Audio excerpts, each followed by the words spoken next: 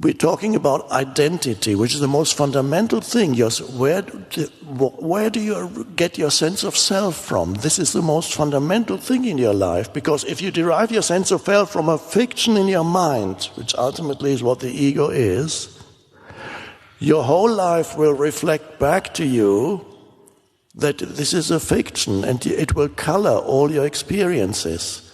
It will create a neediness, it will create all kinds of emotions that are completely unnecessary, that are manufactured by your mind, and the identity in the mind that we call the ego. Almost like a little entity that doesn't want to go away. It wants to, I want to suffer a bit more, I need my enemies, I need to complain. What can I complain about now? Well, why does he talk so much? He's been going on talking for so long, I can't stand it anymore. Yeah.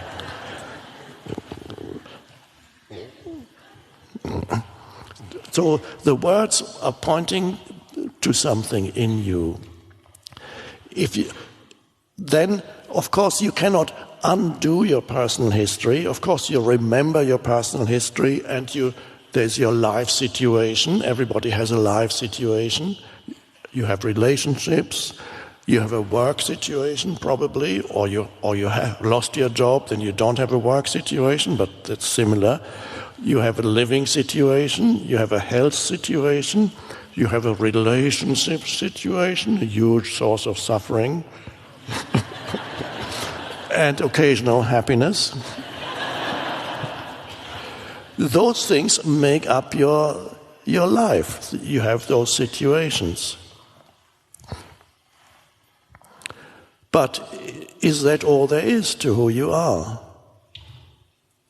So you need to be free. You awaken to who you are beyond your history and your life situation. The essence, your essential being, is the aliveness of presence consciousness. And you can only get that in the gap between two thoughts. This is why stillness is an important pointer to it. Stillness does not mean you fall asleep. It could mean you fall asleep, because humans, the habitual level where humans exist is thinking.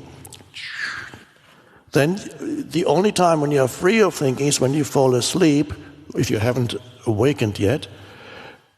When you move towards sleep, thinking gradually slows down. When you get very sleepy, there's very little thought going on in your head, and you go. And you might even like that, because suddenly you can't remember what your problems are anymore.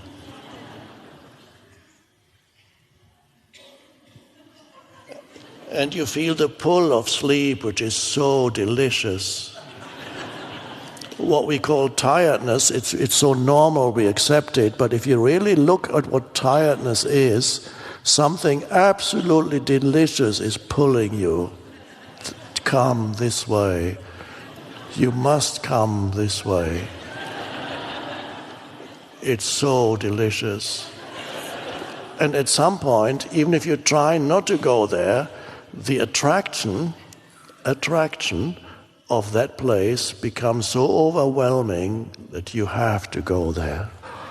And in the last moment when you still have some consciousness, you feel, even if you were out in the cold and know if I fall asleep I'm going to die, in the last moment you would still feel the deliciousness of going, the rest wouldn't matter anymore.